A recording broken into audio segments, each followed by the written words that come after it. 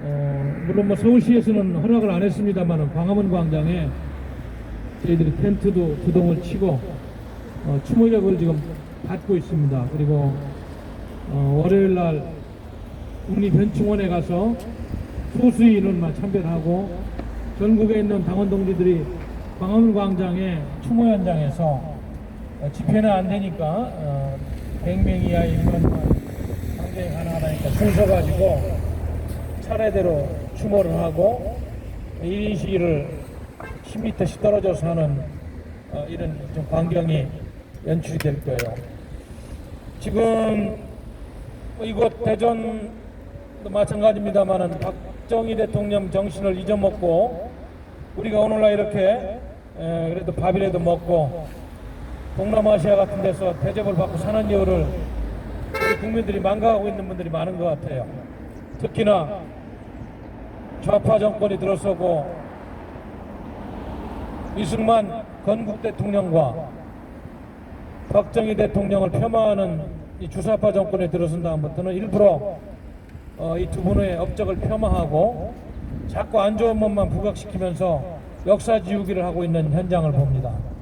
그래서 이미 중고등학교 국사교과서를 보면은 이승만 박정희 대통령님에 대한 그러한 업적이라든지 큰 공과보다는 약간 폄하를 하는 그런 분위기, 북한의 정권 수립 이런 거는 과감하게 비판하고 독재 반일륜 정권 이렇게 묘사를 해야 되는데도 교묘하게 이렇게 이거를 그렇게 비판하지 않는 이런 역사 교과서를 가지고 우리 젊은 중고등학생들이 공부하고 있다는 것이 참 안타깝고, 이렇게 대한민국이 다 적화가 돼 있는데도 그거를 모르는 우리 국민들은 설마 나라가 망하겠느냐, 어떻게 되겠지 하고 이렇게 오늘도 물론 뭐 등산 다니는 것도 다 좋습니다. 건강관리라고 좋은데 이 나라가 망하는 망국 현실에 대해서 한 번쯤은 생각을 해보셔야 되겠다, 이런 말씀을 드립니다.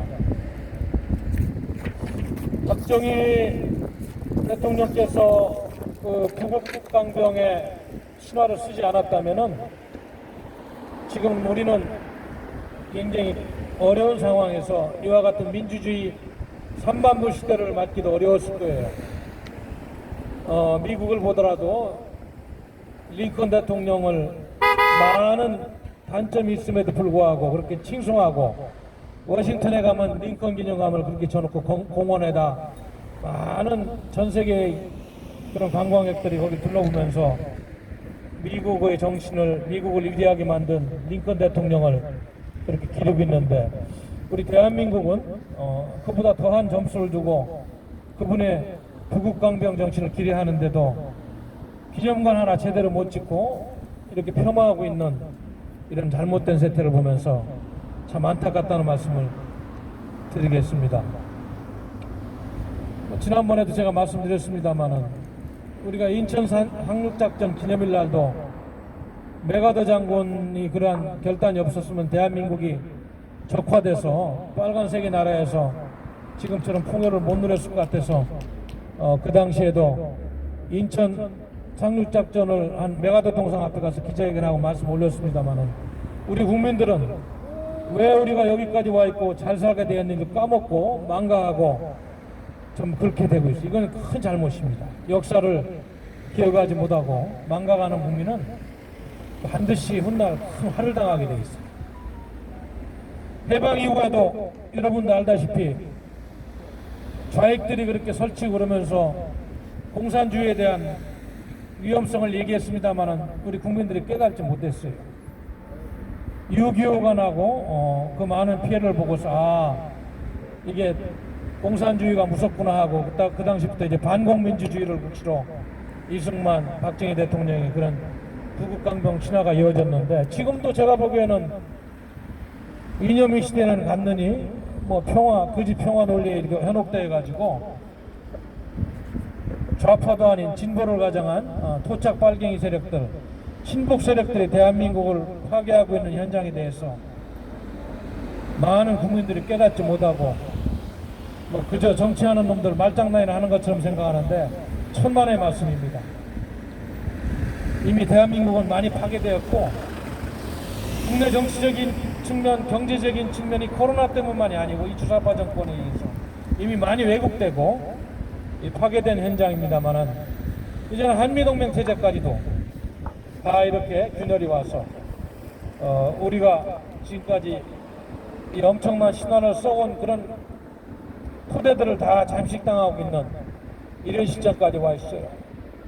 그래서 문재인 정권이 친중 노선으로 탈미하고 종북을 하고 반일을 하는 관제 반일 민족주의, 관제 친중주의로 이렇게 가다 보니까 지금 과거에 우리를 도왔던 많은 동맹국들이 등을 돌리고 문재인 씨가 하고 있는 이런 일들에 대해서 규탄을 하고 있는 민주주의 국가라고 할 수가 없는 엄청난 이런 비극의 시대에 우리가 살고 있는 겁니다.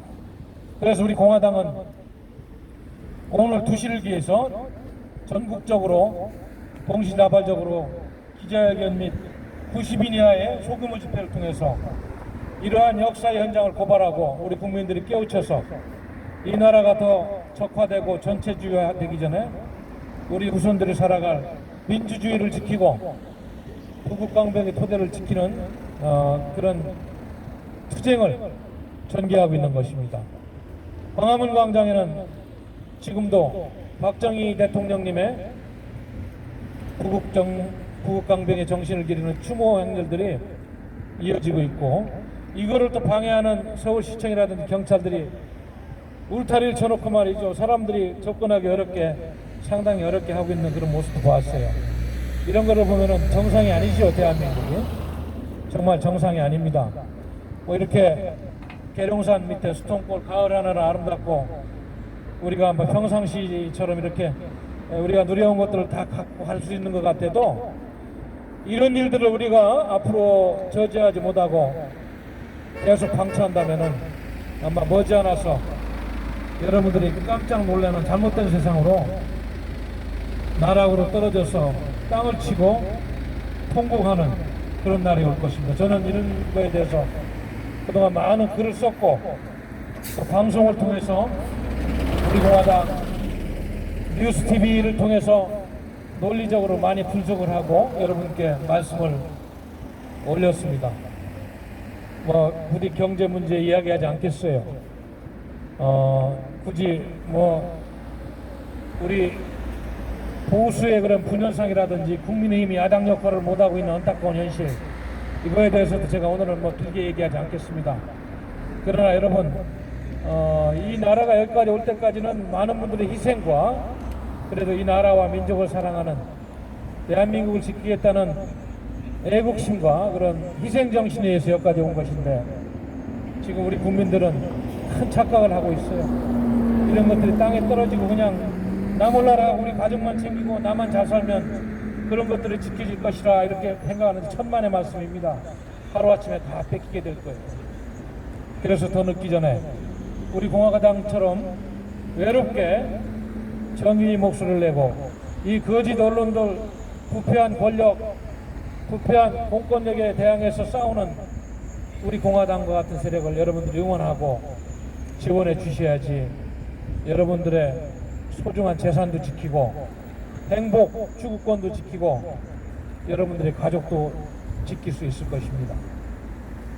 제가 어제도 미국에 지금 대통령 선거가 하도 박빙으로 진행 중이라서 우리 대한민국 안보에 엄청난 영향을 미치기 때문에 많은 분들 통화를 하고 분석을 하고 있습니다만은 지금 한반도 주변 정세도 굉장히 어렵습니다.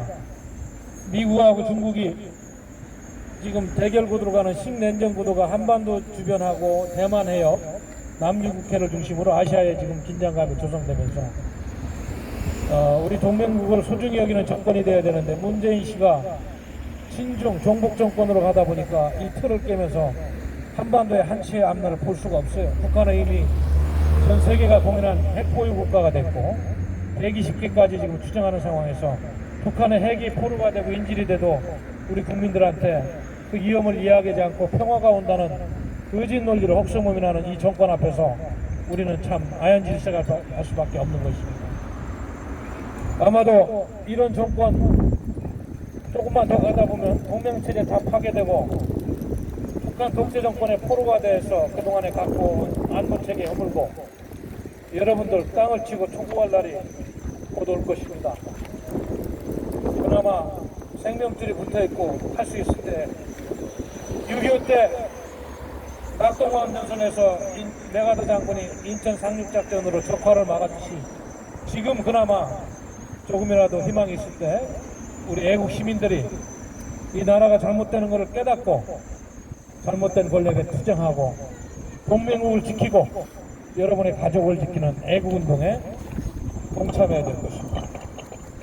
존경하는 우리 대전 시민 여러분, 당원 동지 여러분, 대동포 여러분, 여러분들의 삶의 터전과 행복 조건을 그 누가 지켜주지 않습니다. 여러분들이 국가에 세금을 내고 군대를 갔다 오고 이래 국가가 다 해줄 것 같아도 잘못된 권력, 잘못된 지도자 뽑으면 하루아침에 나라는 망하고 국가가 파괴될 수 있다는 것이 역사의 기운이에요. 지금 대한민국이 그걸 보고 있는데도 설마 하면서 의심하는 국민이 있다면 바보라고 하지 않을 수가 없어요. 더 늦기 전에 이 나라가 더 망가지고 회복할 수 없을 정도로 나락으로 떨어지기 전에 그래도 대한민국 헌법을 지키고 여러분들의 자유와 인권을 지키는 그런 정치 세력이 있을 때 함께 투쟁하고 싸우는 용기와 애국심을 여러분들이 보여주셔야 될 겁니다. 지금 대한민국 정치권은 여러분들을 위해서 국회는 이미 국민의 대변자가 아닙니다.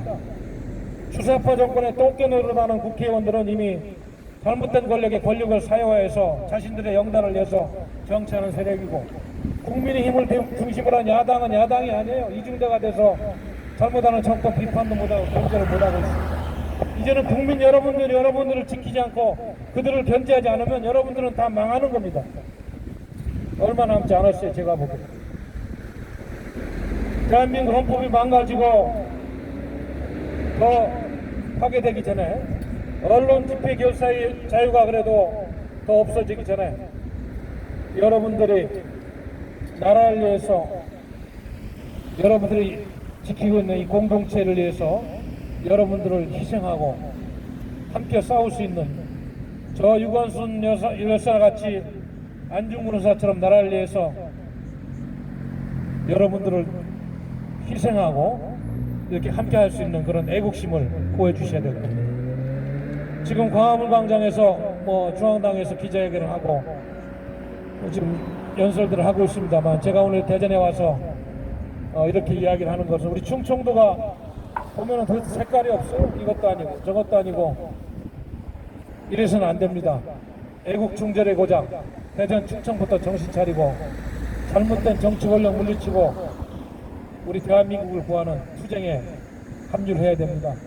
저는 중앙당에서 2년 전부터 그 당시 대한애국당시로부터 사무총장으로 최고위원으로 태극기 집회 총괄본부장으로 전략기획본부장으로 최근에는 정책위의장 또 지난 4.15 총선 때는 4.15 총선 대책 총괄본부장 그리고 지난 7.4 전당대회 때는 전국대의원제 의장으로 이 당과 함께 대한민국을 위해 투쟁해 왔어요.